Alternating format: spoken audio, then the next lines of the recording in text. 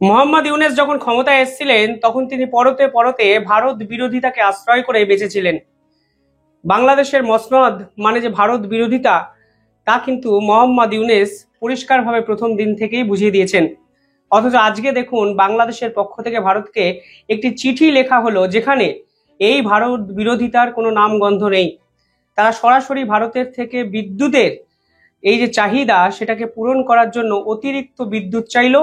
এবং আজকে যে রিপোর্ট সামনে এসেছে সেখানে বলা হচ্ছে বাংলাদেশ ভারতের থেকে বিদ্যুৎ 70% বেশি চেয়েছে এবং ভারত সরকার এখনো পুরো বিষয়টি বিবেচনা স্তরে রেখেছে এবং বাংলাদেশকে বিদ্যুৎ দেবে কি দেবে না এখনো এই নিয়ে কোনো ফাইনাল সিদ্ধান্ত হয়নি।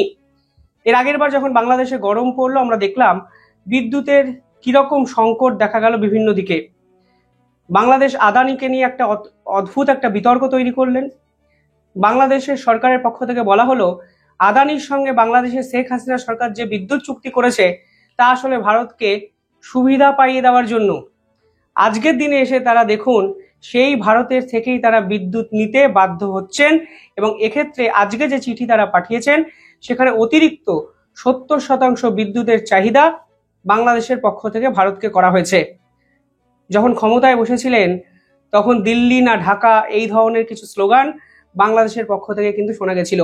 অথচ যত দিন এগিয়েছে দেখা যাচ্ছে শেখ হাসিনা ভারতের থেকে যত ব্যবসা বাণিজ্য করেছেন তার থেকে বেশি ব্যবসা বাণিজ্য করার চেষ্টা মোহাম্মদ ইউনূস করছেন। প্রতি মাসেই চাল ডাল গম তেল দুধ ডিম বিভিন্ন সামগ্রীর পাশাপাশি আজকে বিদ্যুৎ চেয়ে বাংলাদেশকে সরাসরি মানে বাংলাদেশের পক্ষ থেকে সরাসরি ভারতকে চিঠি লেখা হলো। ভারত কি করবে এখনো ফাইনাল সিদ্ধান্ত আসেনি। যখন ভারত এবং বাংলাদেশের এক সাইডে এই ডেভেলপমেন্টটি এসছে তখন দেখা যাচ্ছে আজকে আরাকান আর্মি এমন এক কর্মকাণ্ড ঘটিয়েছে যা আন্তর্জাতিক স্তরে রীতিমতো হুলস্থুল বেঁধে গেছে। আজকে বাংলাদেশের 5টি ট্রলারকে ফের একবার হেফাজতে নিয়ে নিয়েছে আরাকান আর্মি এবং সেই ট্রলারে 40 জন বাংলাদেশের মৎস্যজীবী কিন্তু ছিল। দিনের পর দিন একটা সরকারের ডিপ্লোম্যাটিক ফেইলিয়ারে সাফার করছেন বাংলাদেশের এই মৎস্যজীবীরা। যদি তথ্য দেখেন দেখবেন আগের বছর ডিসেম্বর থেকে এবছর 10ই সেপ্টেম্বর অর্থাৎ কালকে অবধি 325 জন মৎস্যজীবীকে আটক করেছে আরাকান আর্মি। শুধু তাই নয়, 5ই আগস্ট থেকে 31শে আগস্ট শেষ এক মাসের ডাটা আরও কিন্তু শকিং। সেখানে বলা হচ্ছে প্রায় 13টি ট্রলারকে আটক করেছে আরাকান আর্মি এবং 81 জন মৎস্যজীবীকে আরাকান আর্মি নিজেদের হেফাজতে এখনো অবধি রেখেছে। বাংলাদেশ সরকার তাদের ফিরিয়ে আনার চেষ্টা করেও কিন্তু ব্যর্থ হয়েছে। পাশাপাশি আরাকান আর্মির পক্ষ থেকে গ্লোবাল নেটওয়ার্কে পরিষ্কার জানিয়ে দেওয়া হয়েছে যে এছাড়াও আরো 3টে ট্রলারে অতিরিক্ত 25 জন বাংলাদেশের মৎস্যজীবীকে আটক করেছে তারা। এই খবরটা কেন গুরুত্বপূর্ণ হয়ে যাচ্ছে? কারণ আজকে মায়ানমারে ঢুকে গেছে ভারত।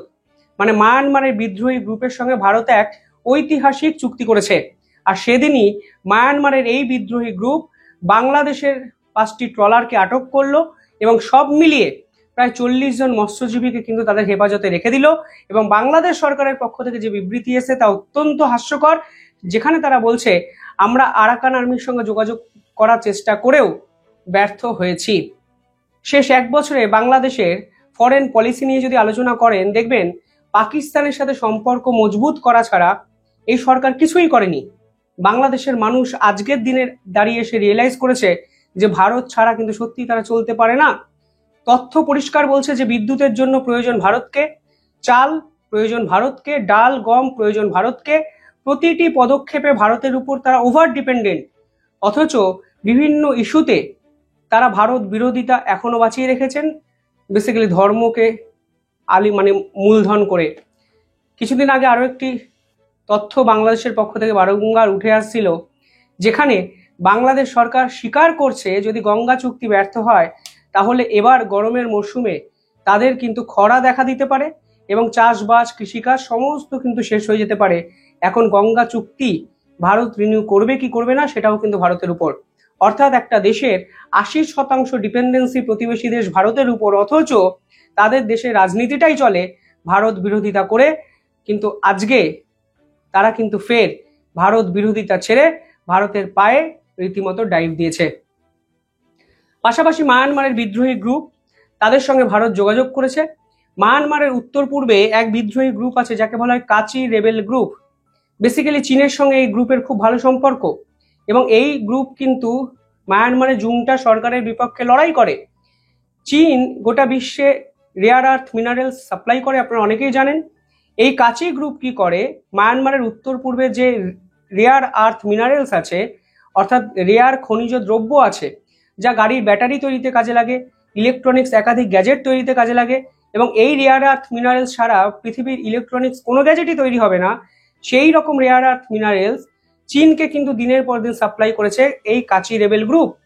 এবার ভারত সরাসরি এই কাচি রেবেল গ্রুপের সঙ্গে যোগাযোগ করেছে এবং ঠিক হয়েছে ভারতকে এবার এই কাচি গ্রুপ দিনের পর দিন যে এই রেয়ার আর্থ মিনারেল চীনকে দিত, তার 50% এবার থেকে ভারতকে দেবে। অর্থাৎ মায়ানমারে কিন্তু তাদের ফুটপ্রিন্টটা শক্তিশালী করছে ভারত। ভারতের ডিপ্লোম্যাসির ক্ষেত্রে সাউথ ইস্ট একটা অদ্ভুত বদল দেখা গেছে। দেখুন, সরকারে থাকলে তাদের সঙ্গে সম্পর্ক ভারত কেন অন্য সমস্ত রাষ্ট্রই রাখবে।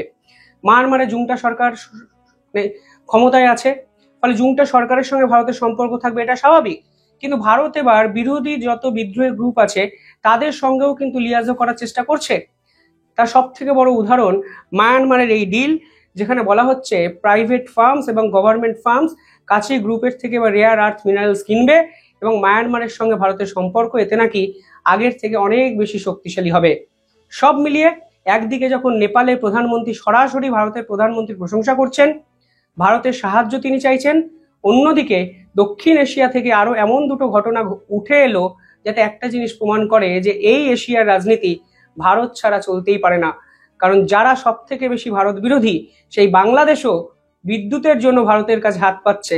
এর থেকে বড় তাৎপর্যপূর্ণ উদাহরণ আর কি হতে পারে। যাই হোক, ভারতের কি উচিত বাংলাদেশকে বিদ্যুৎ দেওয়া, নাকি সম্পর্ক শেষ করে দেওয়া? যতক্ষণ না নির্বাচিত সরকার আসছে ততক্ষণ এই ইউনেসকে পাত্তা দেওয়া উচিত নয় ভারতের। এই প্রশ্নটি আমি আপনাদের উদ্দেশ্যে রাখলাম। কমেন্টে জানাবেন আপনারা কিভাবে দেখছেন পুরো বিষয়টি।